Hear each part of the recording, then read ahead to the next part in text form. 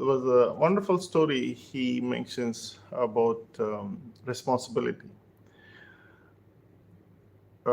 Say, for example, my grandfather, sorry, say, for example, my grandfather and your grandfather were friends.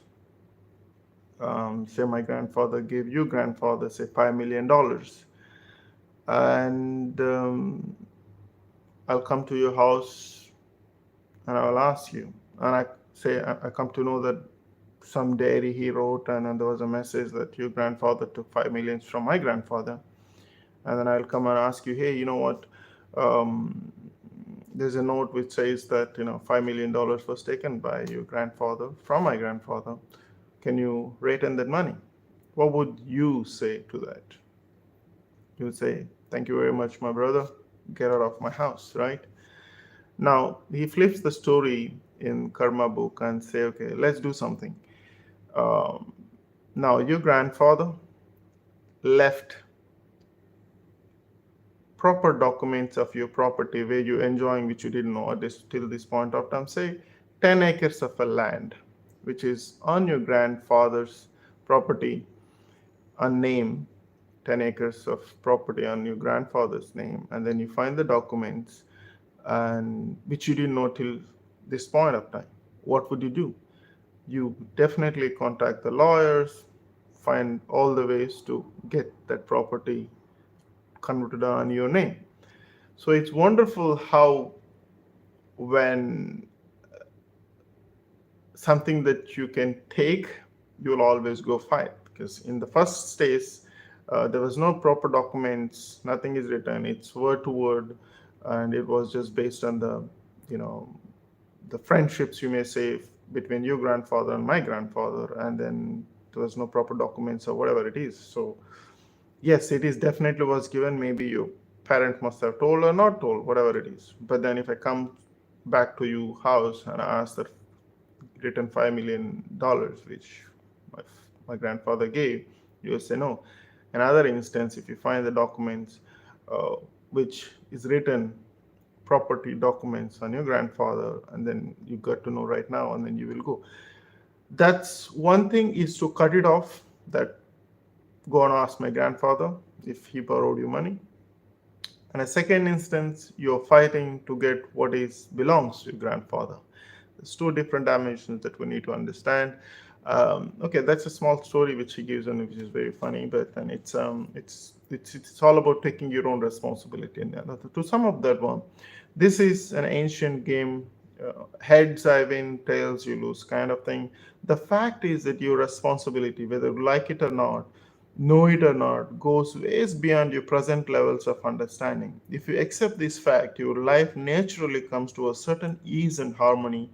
The more you start seeing that you are responsible for your life, the closer you move towards your liberation. If you try to pass the buck to somebody, you will start moving towards your so called issues. Maybe not now, but eventually it comes and knock your door. Take full responsibility of your daily actions, your life around you, and then get one life which is yours, most importantly, to get better, better than it was yesterday, better than it was 1 year ago, better than it was 10 years ago. Again, it's easy to pass the buck, and the most easiest thing is that I'm not responsible what's happening in my life, because somebody else is responsible, obviously. If a kid tells you that 6, 7, 10, 11, 12 years, you still need to teach them a lot of things, but still can accept it. But then when you reach to an adult stage and you're seeing the life the way it is, and slowly, you need to take that responsibility. Your parents are not going to guide you, or your uncles are not going to guide you. Whatever they did, they lived their part, or maybe they're living along with you. But at some point of time, you need to take a full responsibility of your own life. The day you accept that, the day you move toward that taking responsibility for all your actions, life will try to blossom in many ways. Maybe not immediately, but the results do show up. If you try to pass the buck again to somebody, it will start moving towards your results. Which is more intelligent. This is the more intelligent way to exist.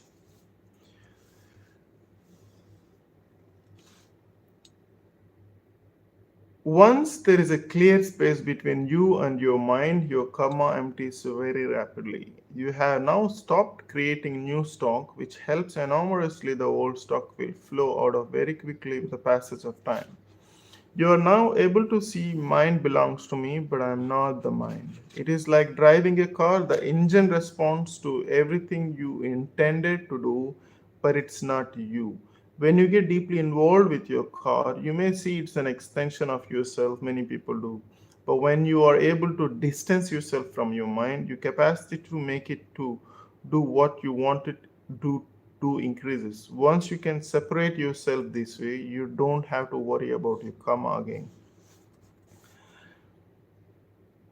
The car and the driver example. Say, for example, the engine is perfectly made. That is your body. The someone who sits in the driver's seat switches on, moves. It functions as long as that action is done. But you switch it off, it doesn't matter. Lamborghini, Bugatti, the best car in the world doesn't move nowhere. So maybe something that we should really be thinking that as a imagine that you have a wonderful mechanism, wonderful engine at your disposal, but how are you driving it? How are you utilizing for you to reach to a certain destination? You can walk, you can use Bugatti to go 0 to 60 miles in a second, or else Maruti another way around, or else any other companies which you use, of course. I'm just giving you an example. But yeah, it's this. If you think this is the best instrument you have for your life, how would you use it for you to reach your desired destination? So that means a desired destination. If you don't have a desire for a destination, you're not going to go anywhere. Where are you heading in your life? Something that we need to ask. The basic of karma is simple. You are the source of all your baggage. When you clearly perceive this, your essential quality changes. If you see someone else at the source, you will always be distracted, disoriented, bitter, frustrated, agitated, and angry. When you see yourself as the source, you are centered, and then everything comes in front of you for you to do better. Once you understand karma as your own responsibility, you are free. Once you distance yourself from your mind, you're also free. But both approaches will definitely work. And there's a complete page he mentions where reclaiming the responsibility about Shankar and Pillai. Um, well, it's one way. It's nice, but you can read it.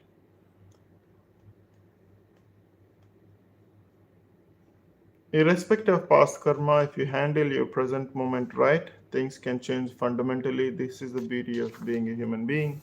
It is time to let go of the past, live consciously, and you will see that this moment can't be fragmented into the past and future. It is now and it is then. All that ever was in this creation is only in this moment, and that all will ever be only at this moment. The present is your only address. The here and now is your only abode. Present is only your address. The present is the only your address. Present is the only your address. Okay, so that we pretty much completed 168 pages. Let's see a couple of pages before the questions and answers, which he gave in a couple of places. It is on chapter 9, Karma Yoga and the Energy Body. It is about recognizing the miracle of life that you are. If you are able to maintain your energy body like that newborn infant every moment of your life, you will find that external and internal circumstances invariably unfold in the best possible way for you. Energy is neither created nor destroyed, it is only transformed. Energy is neither created nor destroyed, it is only transformed. A simple example of electricity to the bulb, and electricity to the air conditioning, electricity to the water heater, so on and so forth. So energy neither, okay, it is created, but it can be destroyed. It is only transformed for you to use or experience. In the somewhere in the past you mentioned it doesn't mean that electricity is an intelligent, but it is the source that you can use for you to experience your bodily happiness. So, for example, if it's too hot, you use your electricity to turn the AC on, and then electricity is helping for you to bring the air conditioning cooler. So does fridges, so it's the only electricity is giving you different aspects of your experience just by looking at your own household items. Yes. Okay, I think that's getting to 11 minutes, so let's cut and come back and to continue further. Thank you.